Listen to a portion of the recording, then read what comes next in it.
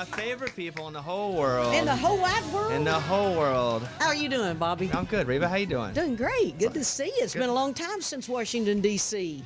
Oh, I was so nervous for that. You Reba, did great. I Thank you for being there for me. When they said, "Will you come and introduce Reba?" I said, first of all, yes. God, you know I love you. And then I was like, and I don't get nervous really, but that's a big one. That's like your big honor.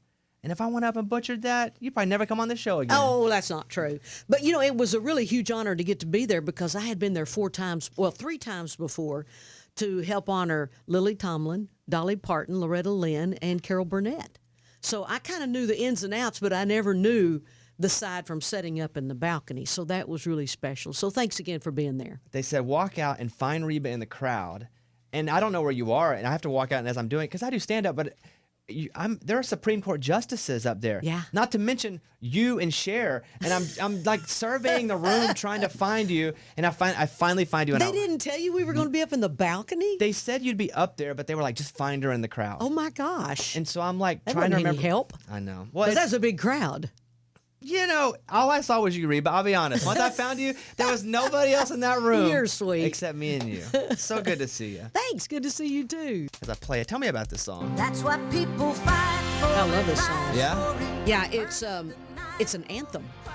And at first I thought, man, this is a very patriotic song. But really, it's not. It's a love song. This woman has been through a lot of bad times she was looking for love and never found it in the right places. And then she finds the perfect person. And it's a celebration.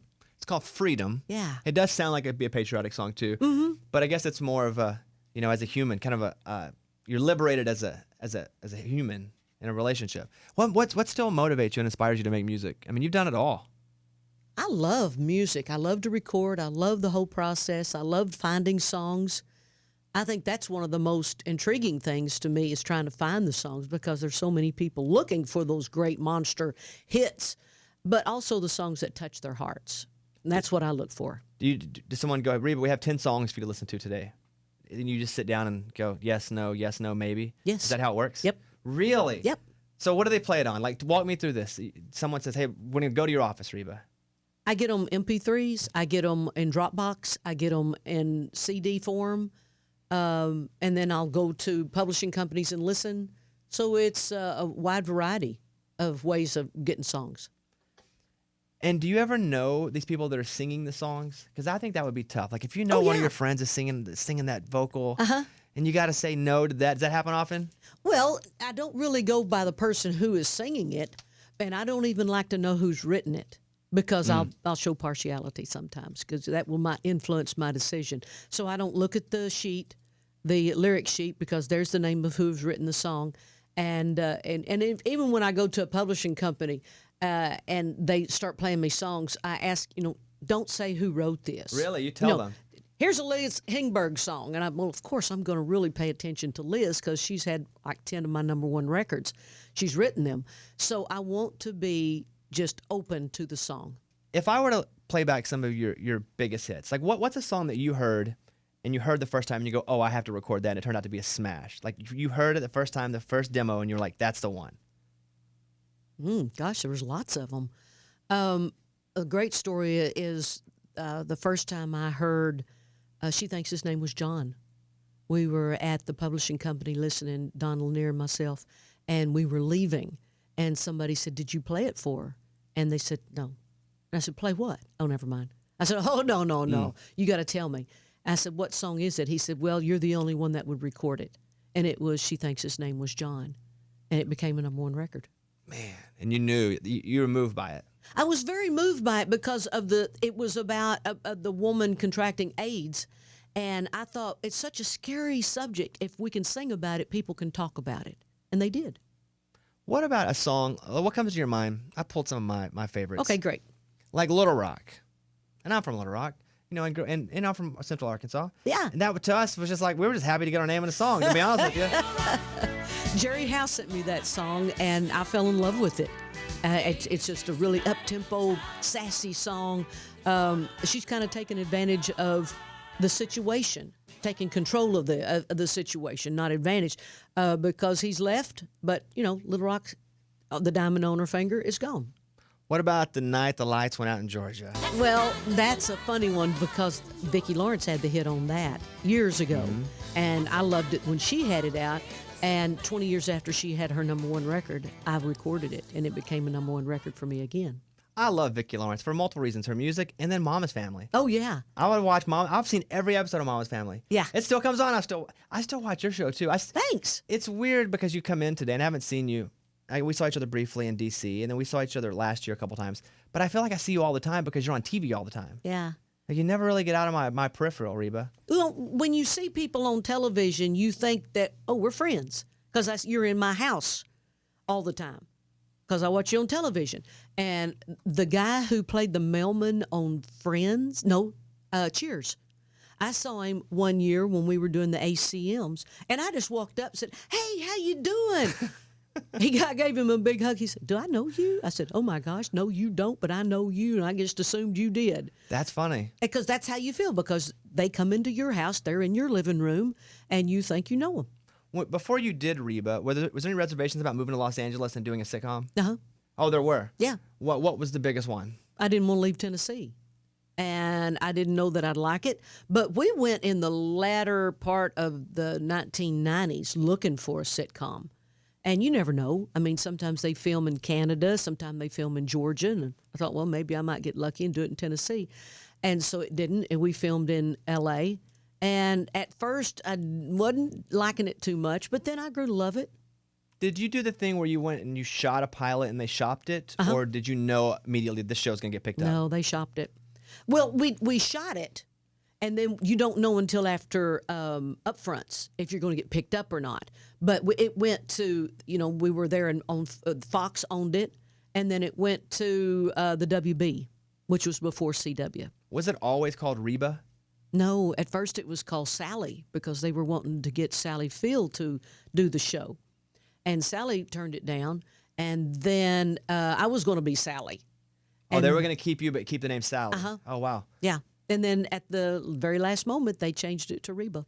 Matter of fact, when we taped the pilot, we filmed two times. We did in the afternoon and one at night in front of an audience. So we asked them if they would do the afternoon, me being Sally, and that night, me be Reba. Wow. Yeah. And what'd very you confusing. think about that? Well, I wanted it. I wanted it to be Reba. Desperately bad because I had a fairly good fan following, and I thought that would help people find the show better. And they didn't name it Reba until after upfronts. So they were calling it at Upfronts. They called it Sally. No, they called it Deep in the Heart because our hometown at that place was Houston. At that time was Houston, so deep in the heart of Texas. And so at the very last minute, after the upfronts, they said we're going to call it Reba. Wow, and Yeah. the rest is history, and I still watch it all Thanks. the time. Love Thanks. it. I want to play another one of your new songs here. This is Know You in Oklahoma. Okay. Play some of this one. You put the T for tears in Texas, S for sad in St. I like to get that old school, like a lot of steel. Tell me about this song. Western swing. Okay, so Donna McSpadden is the wife of Clem McSpadden, who was the man who let me sing the national anthem at the National Finals Rodeo in Oklahoma City in 1974. I met Red Stegall there during that time. 11 months later, I have a recording contract with Polygram Mercury. So Donna, several years ago, she emails me and says, Reba, I've got a great idea for a song for you. And I said, okay, what is it? She said, there's no you in Oklahoma, and that's okay with me. I thought, man, that's a great idea. So I gave it to Kelly Clarkson. I gave it to Ronnie Dunn. I gave it to my niece, Autumn McEntire, and I said, guys, help me write this song. Well, nobody ever got back to me. So we were all down in Cancun, Mexico, and Ronnie was there, and he started playing on his guitar, riffing a little bit. He said, hey, I think I got an idea for this song, There's No You in Oklahoma. Well, nothing ever happened with it until this album. And I told Jim and everybody that I wanted to do a real traditional country album, something like I grew up with. Because we played dance halls more than bar rooms, but where they danced. And they danced in a round oval pattern. And so Western swing, two-stepping, waltzes. And I said, this would be perfect. So I played it for Buddy Cannon, my producer. Oh, this is even worse. When after Ronnie had written his version, I was leaving a wedding in Palm Springs, and I just wrote, "There's no you in Oklahoma." So I sent Buddy Cannon my version. He said, no, I'm going to pass on that. I didn't tell him I wrote it. And then I found Ronnie's version in my computer, and I sent it to him a week or two later. And he said, oh, I love this. I thought, well, okay. Now we know who the professional songwriter is. It's Ronnie Dunn. So we recorded it. And so Donna McSpadden, Ronnie, and I wrote the song. Look at that. It's crazy to me that you guys are just chilling on an island, and Ronnie's like, Reba, I got this song, and you guys just start playing songs. I guess you're humans, but you guys are like, country, gods and goddesses to us. Well, it's pretty funny too. All the songs that will never see the light of day, but it's kind of fun, just kind of throwing out ideas, and they're kind of hysterical. Some of them are. What do you and Ronnie Dunn do on the beach when you're out there? I bet you have it all, right? You got like people cooking like full chickens spinning around. You got pigs. I bet you got it all. I haven't even seen anything like that before in my life. I bet that's crazy, huh? We have a lot of fun. Yeah, Ronnie and Kix both are fun to hang out with. They're great personalities. They're characters. We're just like family together when we hang out. I told them because they were in here. And we were in D.C. together too because they obviously played. I was like, I got to come to this Vegas show that you guys are doing. Oh, please do. How does that work with you guys? Do you guys go on together? Uh-huh. We're on the stage a lot together. We go on together, and then I leave, and they do some songs. Then I come on, they leave, and then vice versa. And then we all come out together in the middle, and then trade off again, and we end the show together. How long is that show? Well, it's supposed to be an hour and a half. Now it's over 2 hours. Oh, wow. Yeah. I got to come to that show. We do have fun. You know what's my favorite song is Why Haven't I Heard From You? No kidding. That's my jam. That's what, like, this is right in my heyday of watching CMT and even the Nashville Network, right? And seeing this video because it was so large and so dancey and so like beauty salon-y. Yeah, theatrical. Like, yes, just visual. Like with all the hairdos and different stuff. That was so much fun to do. I love that. You still play that song? Oh, Will you yeah. do that song? Oh, yeah. Man, if I come to the show, we do that song? Absolutely. Yeah. Oh, yeah. It's in there. Like, sing it to me. Yeah.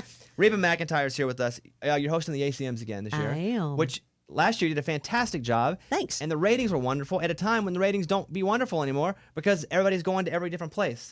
Just naturally things are rated lower and lower, but you killed it last year and you're back again this year. I love hosting. I really do. And once you host and then you sit out in the audience and you're watching the show, you're like, wonder what's going on backstage. I'd sure like to know what's going on backstage. And you like to be a part of it. If it's clicking, it's live television, which I absolutely love. Reba McEntire's here. Let me play this. Tell me about this one. I had the idea of this song when my little sister Susie was announcing her engagement to Mark Eaton, her second husband. And I thought, wonder what Paul, her first husband, is thinking now in his mind. And I went to Liz Hingberg and Tommy Lee Jones, and I said, guys, what do you think about this song? And we wrote it. Sad. Sounds sad. Yeah, it's real sad. I like sad songs, though. Well, I do, too. You can always tell that because of all my albums. That's 75% sad songs. Who's your favorite artist? Like, if you had to pick one, maybe we don't do one. You're on a deserted island. We'll give you the old deserted island. You get 3 records. Oh, Leanne Womack for sure. Okay. Merle Haggard. And Bruno Mars. You love Bruno Mars, huh? I do. Nice. Yeah. I do. I've seen him in concert 3 times. Really? Mm-hmm. Did you have a relationship at all with Merle? Did you guys know each other? I opened the show for Merle quite a bit. And I was scared to death to meet him. I didn't want to meet him because I thought he'd be a jerk. And he was the nicest guy. You know, I feel that way with a lot of people, yourself included, where it was like, oh, I don't know if I want to meet somebody that I just admire. Because No. they can't get any better, right? You meet someone, and you don't think they can. You have, though. You've gotten way better. You go, I already think they're so great, and there's no way they can meet that expectation. But then when they do, it's awesome. And Yeah. because sometimes it doesn't work like that. Sometimes you meet them and you go, Yeah. it kind of stinks. But Merle was awesome, huh? He was awesome. Another person that I was really tickled about meeting was Dolly Parton. Met her early on. 1977, first time I ever saw her. I don't think I met her, I just saw her.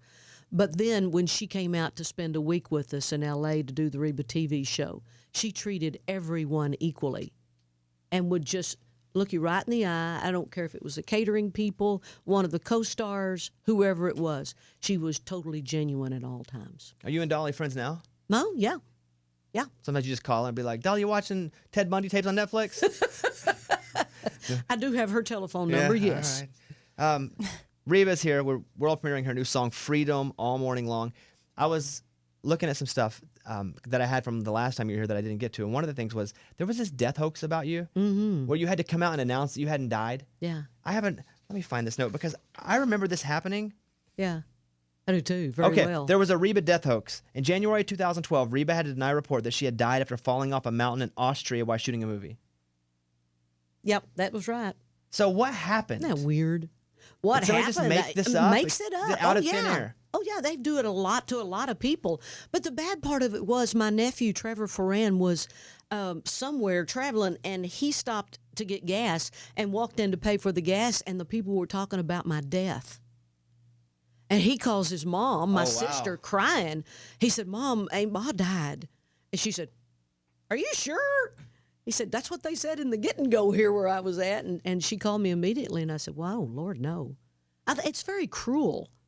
So someone just sat somewhere and made it up out of thin air Yeah. and then posted it. It and gets posted retweeted a few times. And next thing you know, you're having to go, I'm alive Yeah. to your own family. Yeah. Isn't that crazy? Matter of fact, we were talking about it yesterday. I told Skeeter, and I didn't die. I'm still alive. He said, No kidding. Reba has some 2019 dates with Brooks and Dunn for her residency in Vegas. It's Reba, Brooks and Dunn together in Vegas in June and in July, the 26th, 28th, and 29th of June, and July 3rd, 5th, and 6th. Now, tell me about this full record, because it ain't out yet, but what's happening with the album here? What do you mean, what's happening with it? Like, I have some songs here, but when do I get like 15 songs? Like a whole, when does all of it come out? Well, it comes out the 5th of April. Okay, so I didn't know that. Right all I before the ACMs. Perfect How about timing. that? It's almost like you had We're pretty smart, by golly. this Ain't Kentucky our Fried, first rodeo. this Kentucky Fried Chicken commercial that you do. It looks like there's a lot of time spent looking like that Colonel Sanders.